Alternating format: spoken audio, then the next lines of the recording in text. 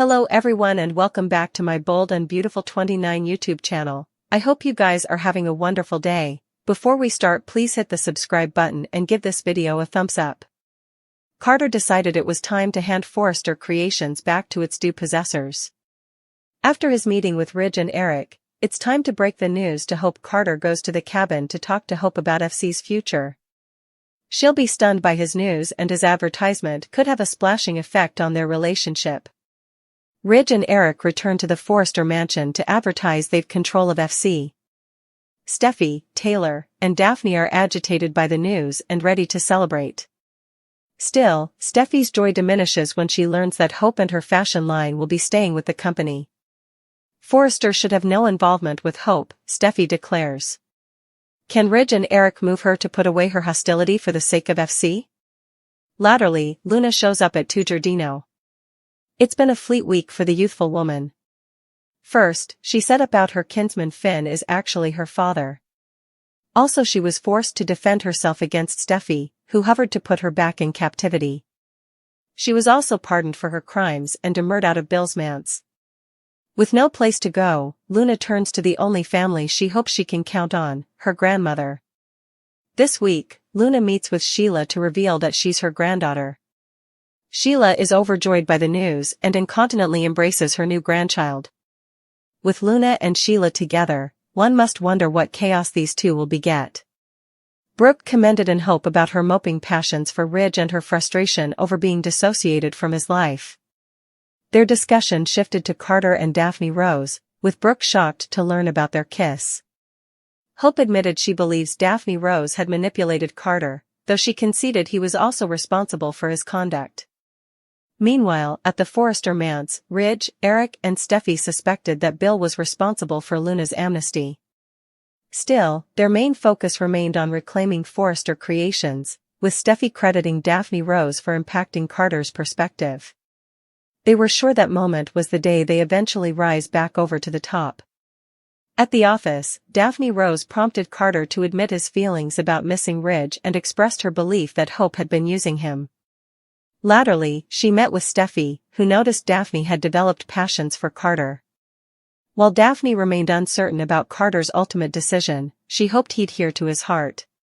Meanwhile, back at the office, Ridge and Eric brazened Carter, prompting him to return the company. Carter, reflecting on his history, admitted he missed them. He agreed to do what's right if they agreed to keep Hope for the future. Deal. With that, Carter tore up the LLC paperwork and restored Forrester Creations to its due possessors. Verity sooner. Back at Forrester, Carter officially handed control of the company back, coordinating with Ridge and Eric. In an unconcerned moment, he returned Eric's stapler as a final gesture of check, marking a new chapter for Forrester Creations. Away, Luna brazened Poppy about the lifelong deception regarding her father. She indicted her mama of keeping her from Finn and allowing her to believe Bill might be her father, despite knowing the verity each on. Their emotional exchange revealed Luna's deep resentment, particularly over how different her life could have been had she known the verity sooner. She indeed tried to condemn her nonage for getting a killer, a sentiment Poppy didn't countersign. In a tense battle at the sanitarium, Lee brazened her family, Poppy, criminating her of betraying the family by engaging in a relationship with Lee's son. Overwhelmed with wrathfulness, Lee nearly boggled her family but thankfully, came to her senses just in time. She expressed her nausea and labeling Poppy's conduct as sickening. Poppy defended herself, averring that her connection with Finn was genuine and not snide, but Lee remained undecided, emphasizing the domestic treason and the performing complications, including the birth of a son who latterly committed serious crimes. Meanwhile, at Bill's hearthstone, Baker blazoned that Luna had been officially pardoned, leaving Steffi and her family in shock and unbelief. Steffi incontinently suspected Bill's involvement in securing Luna's release, given his history of controversial opinions. Despite Luna's pleas for understanding and an alternate chance, Steffi and her family remained bent in their misprision, covenanting to fight the amnesty and keep Luna down from their lives. The pressure escalated as Bill ordered everyone to leave his house, leading to a heated exchange where Ridge indicted Bill of venturing his granddaughter by supporting Luna. Steffi made it clear to Luna that she'd no way be part of their family, and Finn, torn between his domestic ties, dithered but eventually sided with Steffi. Formerly alone, Bill verified that yes, he did arrange Luna's amnesty. He believed in her, but not enough to keep her in his house. It was time for Luna to pack her bags and go. At Il Giardino, Deacon and Sheila bandied the recent events, particularly Luna's conduct that led to the deaths of Tom and Hollis. Deacon expressed his frustration and grief over the loss of his musketeers, while Sheila conceded Luna's guilt, suggesting that some individualities, like Luna, merited to be locked for life. This discussion stressed the broader impact of Luna's conduct on the community and the moping sense of injustice felt by those affected. At Bill's place, pressures escalated as Ridge angrily brazened Bill, questioning how he could release Luna from captivity. Taylor raised enterprises about the peril Bill's decision posed to their family. Luna, hopeless to avoid returning to captivity, prayed Finn for help, claiming she'd die if forced back.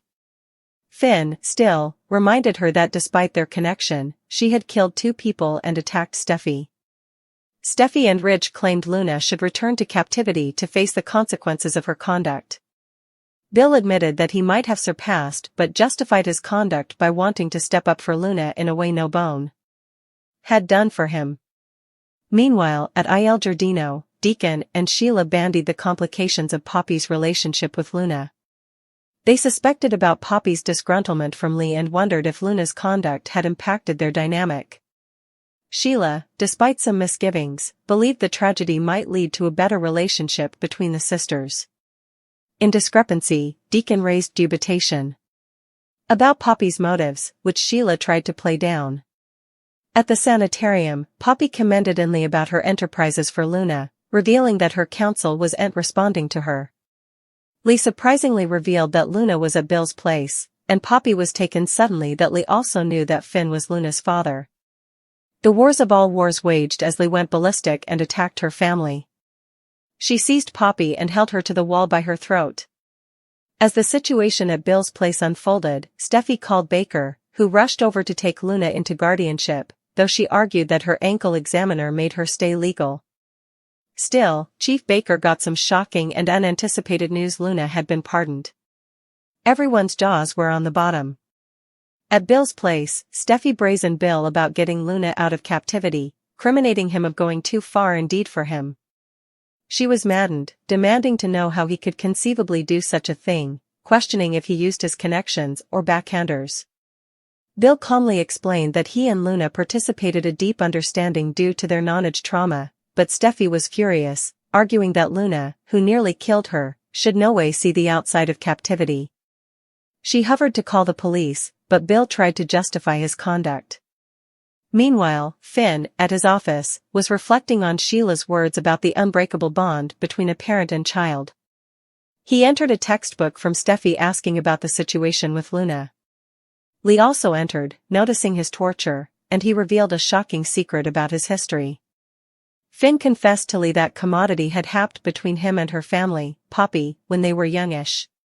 He explained that, despite Poppy's denials, he latterly learned that Luna was his son, not Tom Starr's, and had taken a maternity test to confirm it. Lee was affrighted, but Finn was devastated by Poppy's treason. Just also, Finn entered news that Luna was staying at Bill's house under house arrest, and Steffi was there defying her. Lee, still in shock, transferred a textbook to Poppy, demanding to see her urgently. Meanwhile, at Il Giardino, Poppy was startled by Lee's textbook but felt a small relief that she now had a family again, despite everything that had happened. Back at Bill's, Steffi was bent in transferring Luna back to captivity. Luna, contending for mercy and prayed for help, claiming she was the same person who committed those crimes. Just also, Ridge and Taylor arrived, furious at Bill's decision to help Luna, with Ridge questioning how Bill could let someone who tried to kill the mama of his grandchild out of captivity. Despite Bill's explanations about Luna's history, trauma and mistreatment in captivity, Ridge and Taylor were adamant that she should remain behind bars. Luna, hopeless, was relieved to see Finn burst in and contended with him to intermediate and help her return to captivity. Everyone in the room looked at Finn, staying for his response. At Bill's place, Steffi brazened Luna, calling her a monster and questioning Bill's decision to bring her out of jail. Luna expressed deep remorse for her conduct, especially towards Steffi, as she was Finn's woman. Steffi roughly reminded Luna that she was no way going to have a relationship with Finn, indeed if they participated blood. Luna tried to explain that she was a part of Finn and that Hayes was her family now, but Steffi was furious. Bill surfaced, and Steffi exploded, furious that he'd cover Luna, a person who had tried to kill her. The pressure between them was palpable as Steffi pledged to ensure Luna would be transferred back to captivity. Meanwhile, Finn was at work, reflecting on how one's conduct affected present circumstances. Sheila appeared at his office, seeing that commodity was bothering him. Despite his asseveration that he was fine, Sheila pushed for him to talk, indeed if it was about Steffi. She expressed her remorse over not being part of Finn's life, lamenting that she had lost the chance to be his mama. Back at Forrester Creations, Hope and Carter dissented over Daphne Rose with Hope averring she demanded to be transferred back to Paris after betraying their trust. Daphne Rose, still, defended Carter's principles and argued that Hope had used him. Pressures rose as Hope indicted Daphne of trying to steal Carter from her.